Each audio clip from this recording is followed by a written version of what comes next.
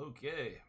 Well, good morning, good afternoon, good evening, whenever you're tuning in. Thanks for stopping by.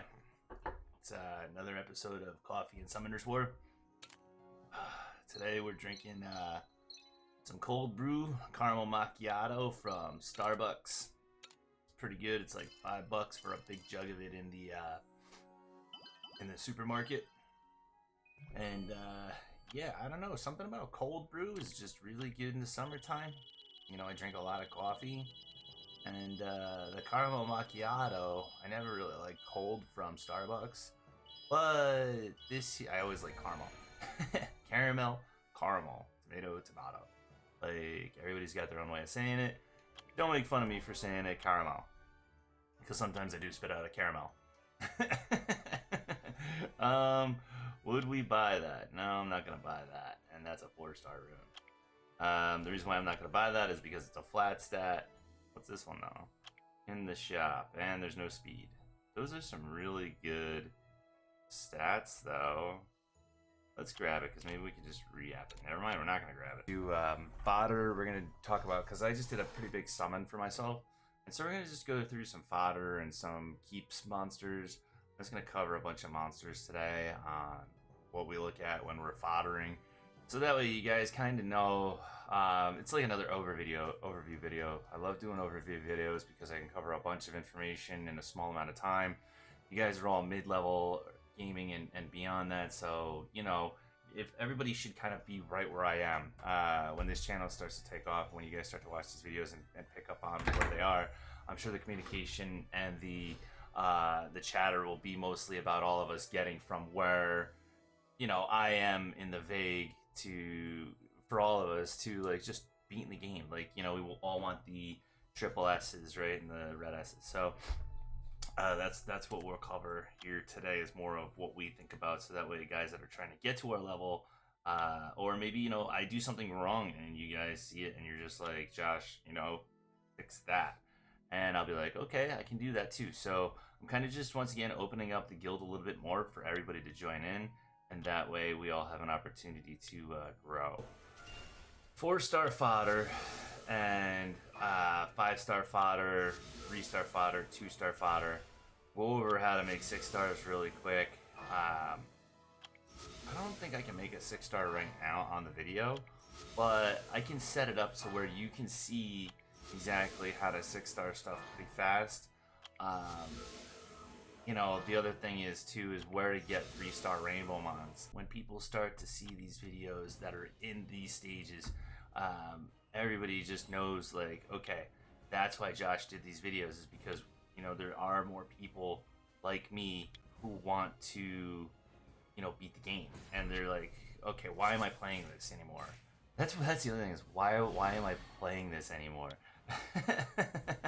Well, I don't want to be like perma-stun, so let's just, yeah, we can just auto this. So that's what we'll do. I'm just literally going to cover those type of things for you guys, and open these channels of discussion up, so that way more people can kind of come in and you know, make this a thing where we know what we're foddering, what we're building, you know, and that way guys who are in mid-level gaming can kind of come on over and see what the dealio is. 3-star monster fodder and 4-star monster fodder and 5-star monster fodder. So first of all, to just quick find your fodder, you're gonna want to go sort by level, right? And then you go all the way down, right? So all the 4-star monsters that have no levels will be under apparently a rainbow one, a level 1 rainbow one. So they're gonna be all the 4 stars, no level ups, right? And it goes to the 3-star no level ups. So I just did a huge summoning, and then all my monsters during your summoning, because obviously I only have 120 squares open, I only have 420 monster storage blocks open. So during the monster summoning where you have 100 plus scrolls, or whatever I had the other day there, you know, you're gonna have just jumble going on if you're just doing it and just kind of tapping through, right? So this is an easy way for you to just sort through really quick and what you sorted out and what you put in your box and how to get it back really fast. So all these guys, trust me, I've been playing for a long time. I already know who I have and what I'm working on, what I want to do, who's maxed out, who's not. Obviously that's 16 and I don't have enough space. So we're just gonna, actually the Miho, I need to power up my Miho a little bit more. So that's kind of the big thing is with these guys, who do you juice? Like, even if it's a dark monster, right? I have 2 of these guys, these charger sharks. They're useless. Like, if you get excited over a charger shark, I'm sorry. Their skill kit is pretty sick. Performs an attack that deals more damage according to how low the enemy's HP is. Okay, what does that mean? But if the enemy has lower than 30%, this attack will deal 100% or more damage. Okay, that's pretty dope. So you go, what, speed crit damage attack, or attack crit damage attack, right? What's this? Deals damage to all enemies. This attack has a 50% chance to decrease the attack power and 50% chance to decrease the attack speed for 2 turns. So maybe on him you do Despair, right? You do Despair, and stun them all. Performs a lunge attack that damages an enemy while increasing your crit rate for 1 turn. So once again, and he's got speed, so put this guy on Swift, right? So like he's got a decent kit. Did I build him in the past 4 years? No. Do I have 2 of them sitting there? Yes. Like, nonsense, right? Am I going to build him? No. See, like, one of the big things that I did back in the day was I had a really fun team for my arena. I had Chloe. What did I have? I had a really fun team for my arena. And I did this for fun. I had Chloe as my arena leader because she had the, 27 defense. I had my Rena in there because we all know she's super annoying, and I had Michelle was in there. Where is she? And this chick Rashid, useless, like absolutely useless. Is she built? Yeah. You know why she's built? Because you get these Epicon priests like by the dozens. They look kind of useless, but some of them are actually really annoying, and some of them they're late game users. But this girl here recovers your 100%. Recovers your HP by 100% if the enemy you attacked dies. And it's usable every 3 turns. Okay, that should be like a passive skill. Extends the time of beneficial effects and shortens the time of harmful effects granted on all allies and recovers their HP by 10%. Increased by the... Okay, so, 5% per harmful effect. And she's got a really good heal, right? Because it goes up 30 extra percent. Attacks the enemy and recovers the HP by 30% of the damage dealt. This attack will deal more damage based on your HP. And it's got 7 levels to it. You know what I have her on? Speed, HP, HP. So she can withstand a Lucian hit. And she does destroy, and she's got destroy runes, right? She has plus 121 speed. 121 gigawatts. Now this was the slowest one. But I had Michelle. She's got a revives a dead ally, so she's gonna take a hit. She's got the destroy runes, she's got the revenge runes. So anyway, I don't want to get into this too much, but I built them. There was actually a pretty good defense. I mean, check this out. I think they still have my top defense for arena. This was actually kind of fun. Where do you check it out? Check this out. This defense actually is still my best at 12.4%. Just those 4. Now this is, once again, I hadn't gotten into this and we aren't doing the arena run yet. This is my new team that I have in there right now. I'll cover that in a little while or another video when we start to make that run. Right now we're just working on the world boss and getting triple S and world boss, so those monsters right there. So anyway, got a bunch of fodder here. Do you save your fodder? Do you keep, one of each? There's different thoughts on all these, right? There's different thoughts, but in my opinion, keep 1.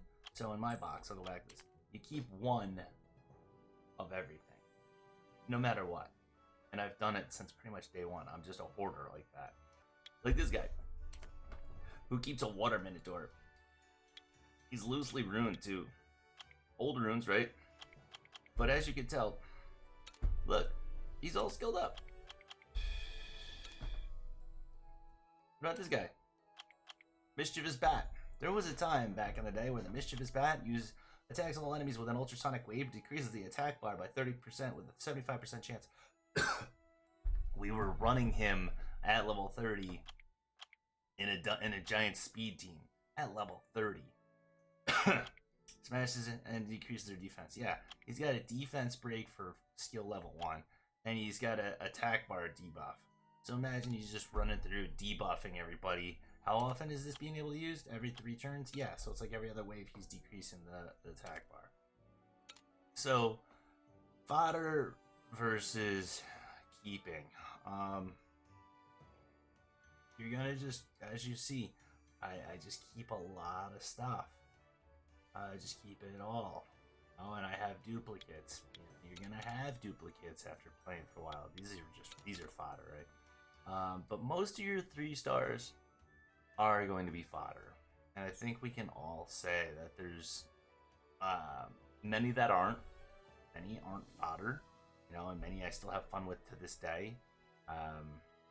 Koniyama's a 2-star monster. I have a lot of fun with her. 3-star monsters. I mean, Rayak's technically a 3-star monster. Bella's a 3-star monster. Lauren is a 3-star monster. There's a bunch of good 3-star monsters in here. Lynn's a 3-star monster, even though she's light and dark. I think Huadam he's the Taoist. He's one of these guys, but I think he's actually a 4-star monster. He's the guy I picked from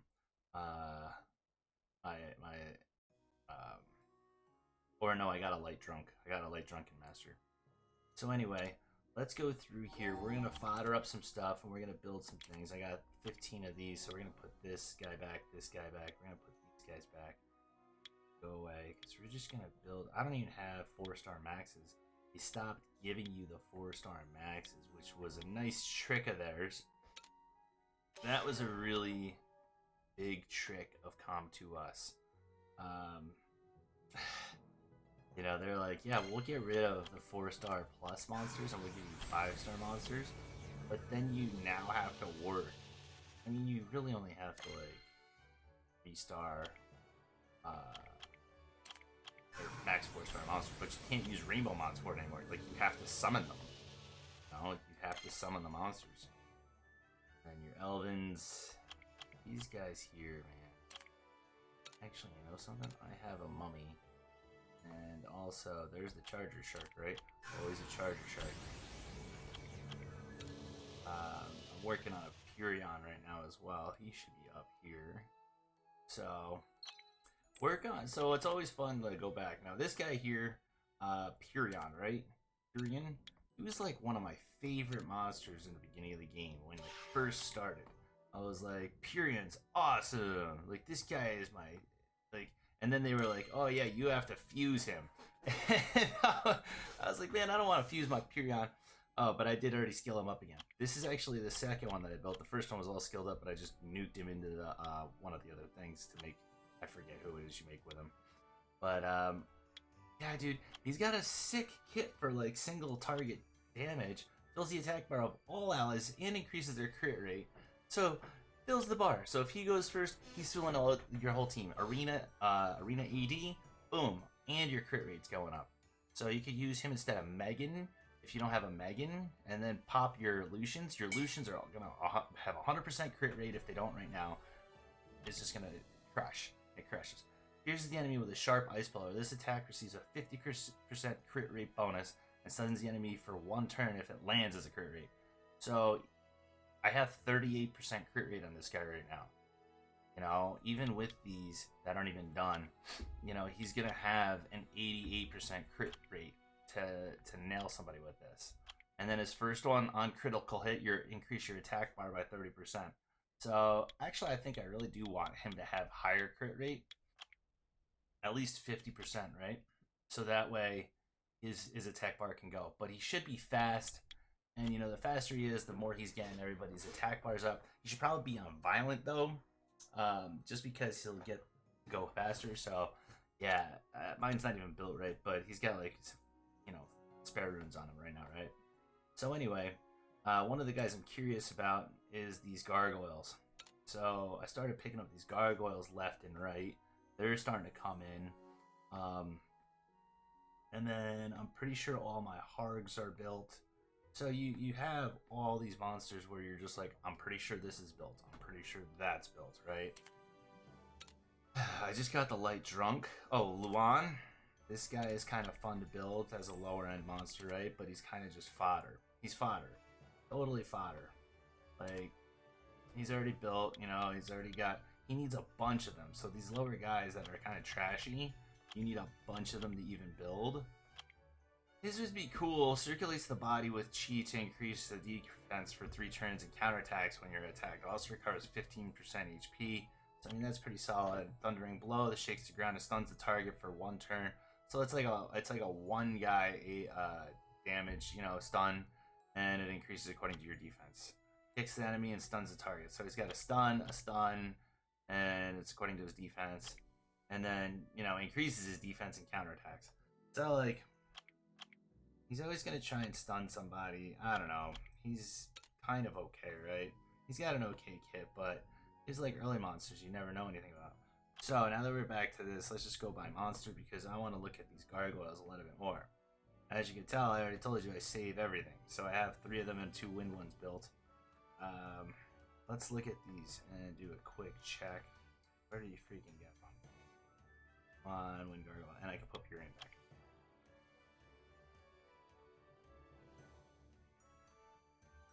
Where'd he go? Mr. Wind gargoyle. Okay, put you over here. Now, let's just see. Let's just see here. We have the water one. So, this guy, Tanzate, attacks the enemy to inflict damage that increases according to your defense and stuns the enemy for 1 turn with a 30% chance. This also increases your defense by 30%. So is this game gonna tell me that their defense is increased by 30%? And he needs 7 levels. This one needs 6. He's a 4-star and needs all that. Inflicts damage to all enemies in proportion to your defense and provokes them for 1 turn with an 80% chance each. Afterwards, you'll be turned into a statue until the next turn starts. While you are a statue, you won't be able to move, but you will gain immunity against inability effects. Receive 30% less damage and recover your HP by 10% until the statue is gone. So it turns you into a statue at the end of your turn, and it says you can't move again because, like, if you have revenge runes, you're not gonna attack while you're the statue, is what it's saying.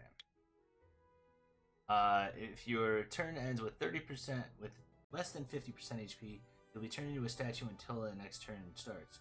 The target that attacks you will have its attack power decreased for 2 turns when the target attacks you when you are turned into a statue. Target that attacks you will have its attack power decreased for 2 turns when the target attacks you when you are turned into a statue.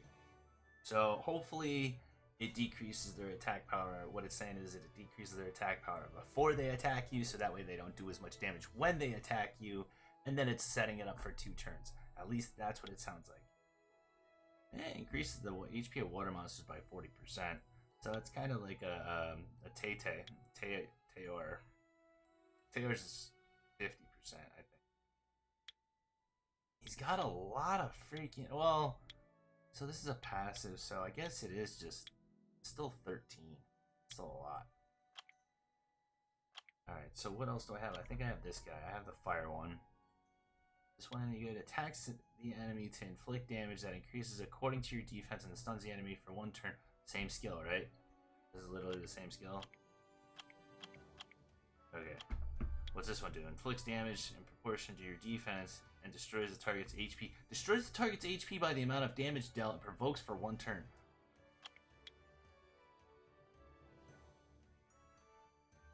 This is a statue. This is an HP destroy. Inflicts damage on the enemy in proportion to your defense. Destroys the target's HP by the amount of damage dealt. Provokes for 1 turn. Afterwards, you'll be turned into a statue, blah blah blah, while your statue, blah blah blah, and more blah blah blah. Okay. So, if your turn ends with 70% or higher, 78% HP or higher, this guy's was 50, right? Less than 50. So if you end with 70% or higher, you'll be turned into a statue until next turn. The damage dealt on allies will be reduced gradually if the ally gets attacked with multiple hits when you are turned into a statue. So he's good for Rift. Because he does the damage reduction as long as he's above 70% or higher. So he's a defense monster, right? Yep. HP of fire monsters. That's pretty cool. And I think I have the wind one. Malite. Is this the same skill? Same skill. Attacks the enemy that increases according to your defense. Earth Strike. What's this? Earth Strike. When you're turned into a statue, inflicts damage that's proportionate to your defense to the target that attacks you. Also decreases your skill cooldown time when you get attacked.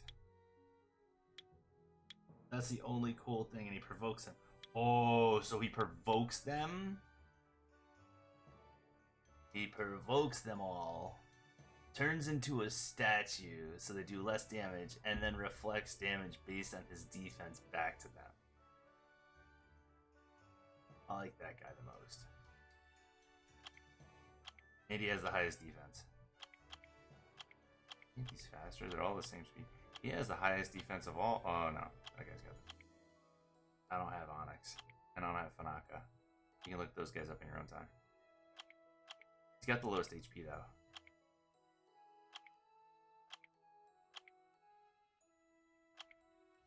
This guy has no attack. 80 centimeters. Oh no. Yeah, nice deep. I want to build him, I think. So in my opinion, the wind one's the best one for Arena.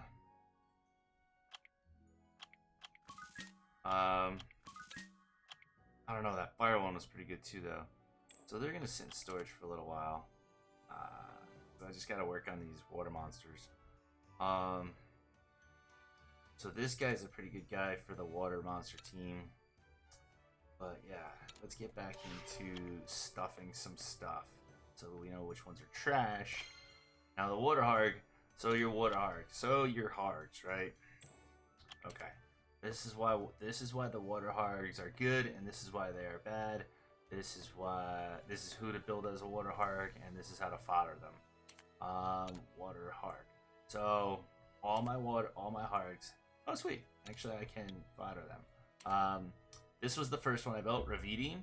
I built him for a defense team for the arena, and he's been through a little bit with me. But the hards are super easy to get. You're gonna see a lot of them in your mystical scrolls, and so, you know. Okay, so he attacks the target and increases the attack bar of the ally with the lowest attack by 15%.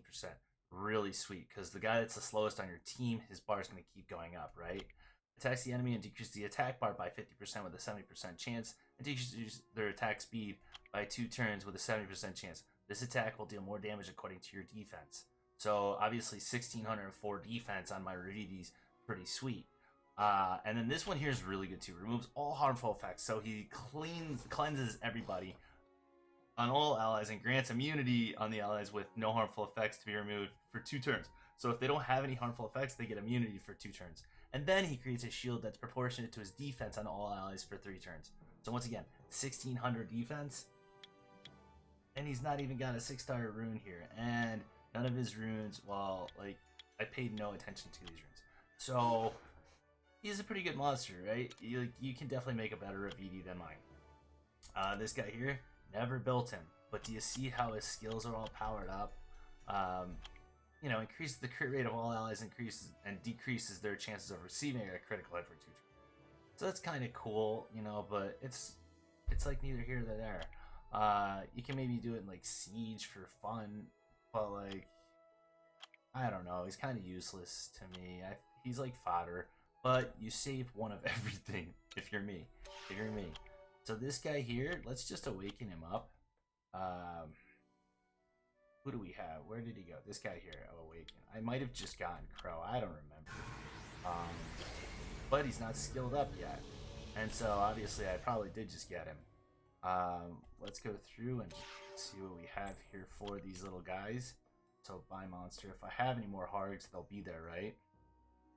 But I don't think I had any others. I think he was kind of flying solo. Where is he?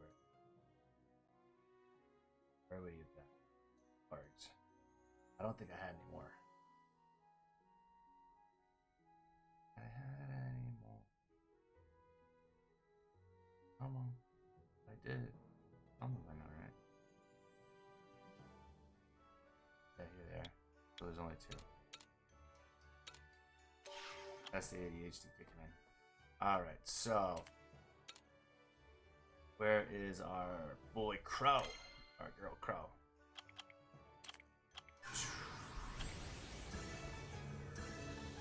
Alright, do we have any more? What about other colors? I didn't think about that. No, that was easy. Okay. So for Crow. So these Hogs. The best Hog is this one. This guy right here, Raccoon. So Raccoon is hands down the best Hog. I don't care if I haven't even looked at Crow's setup yet. But the reason why most people you'll see a lot of Raccoon in the later game is because of this skill right here. Little Hummingbird passive. Removes up to 2 harmful effects on an ally with the lowest HP and heals 10% of the ally's HP every turn. So you put this guy on Violent and look at his speed. 105 speed. So he's already got like a 6 speed right there.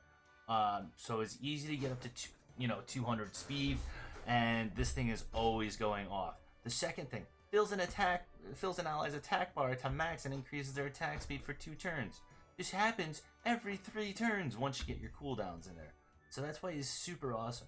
And then this one here attacks the target and increases the attack bar of the ally with the lowest attack bar by 15%. He's attack speed genius. He's a speed junkie. And he's got this right here. This is just ridiculous. This is ridiculous. With 105 speed, these guys are absolutely hands down one of the best monsters that you can put in your squad. So definitely make a Raccoon. We already covered Remy, how he's trash. I already covered Ravidi, why he was the first one I built. He was kind of just fun. I think I put him in raid team. Dova was I think she was an HOH monster. She's good. She's good attack. She's got the same thing, attack bar thing. Fills the attack bar max and increases the attack speed. This is where she comes in. Becomes best friends with an ally with the lowest HP when the battle begins. Grants 1 increase attack, recovery, and endure effects according to the friend's HP status for 1 turn. This is an automatic effect. So this happens every turn. So if they're doing fine, they get a increased attack. If they need health, they recover some health. If they need healing, if they have defects or debuffs on them, she takes them away. And so it just depends on their status. And then she's got the resistance. It's kind of basic. So let's see, Crow. What do you got? You got the attack bar increase. You got the wood vine, which is what the wood guy has, right? According to your defense, yep. And then what owls who increase the attack speed of all allies and recovers their HP by 15% in each for 3 turns. So it's an HP and attack speed boot. It doesn't fill up their attack bar at all. And this happens every 4 turns.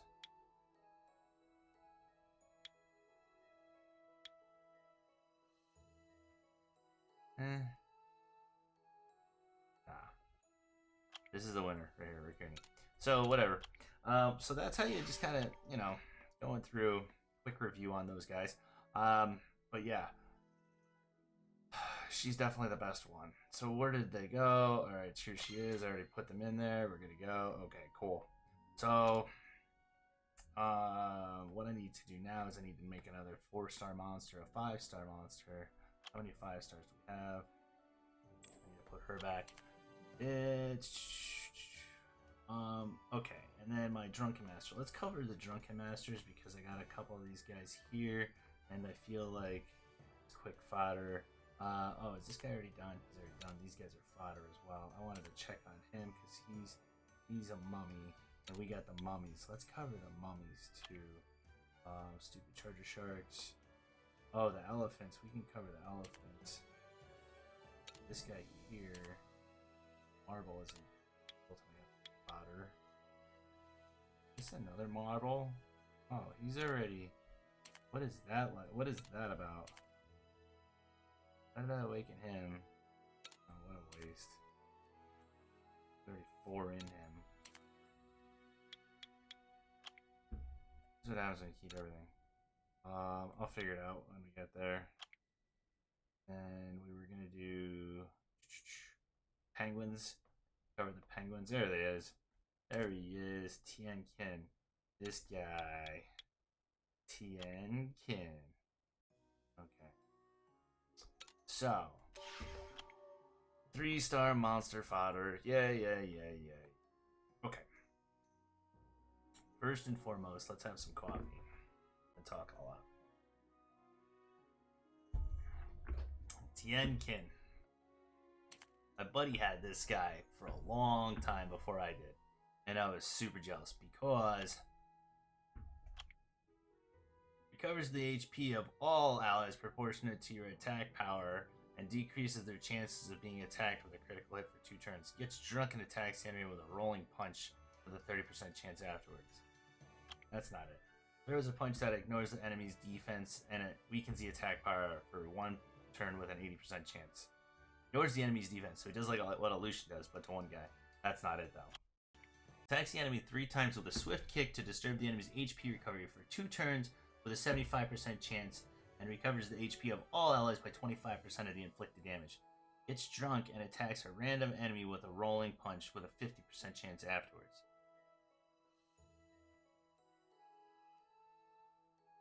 So he attacks somebody 3 times, and he recovers the HP of all allies by 5% of the damage. And then, with a 50% chance, he does this skill. That has a chance to ignore the defense. And he's got a guild leader, so he's an AoE heal. And my boy had this guy in his, I think it was like his R5 team when he first started trying to do R5. And it was working kind of, but like, it was at the time, it was a good AoE heal that I didn't have. And as you can tell, I collect everything. And I was just mad I didn't have that AoE heal. Super jealous. But now I have it. So I think that was the easiest way I could have gotten him, was this event.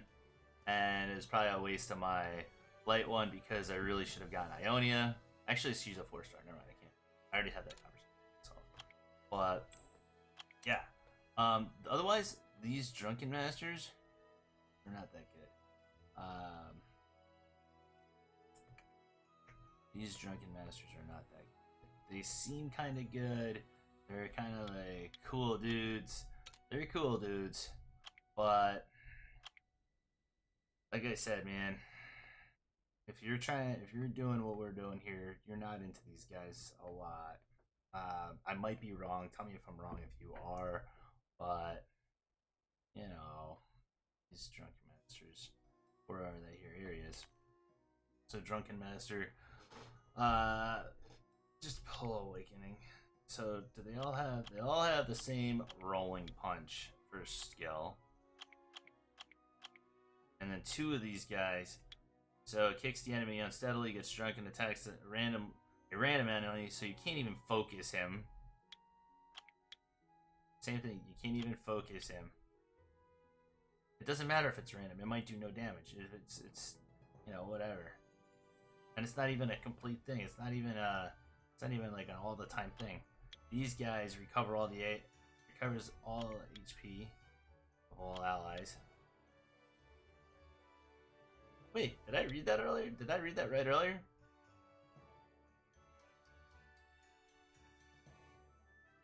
I don't feel like I read that right. Yeah. There's HPO. This is what it was. The one more drink. This is exactly what I wanted. Wait, did that read the same way? That didn't read that, did that? Because I was like, that's not why I wanted him. That is why I wanted him. I thought he had...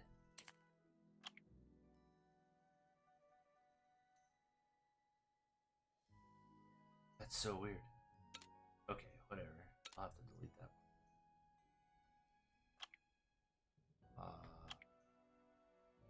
Anyway. Do I really need to cover these guys? Or should I just say they're all trash? Let's just say they're all trash.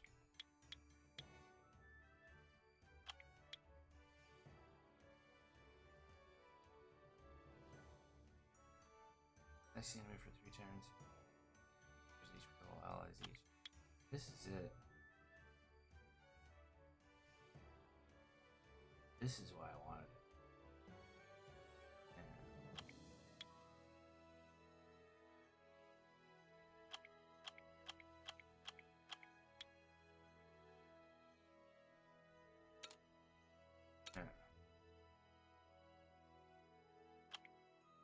Alright, so anyway, let's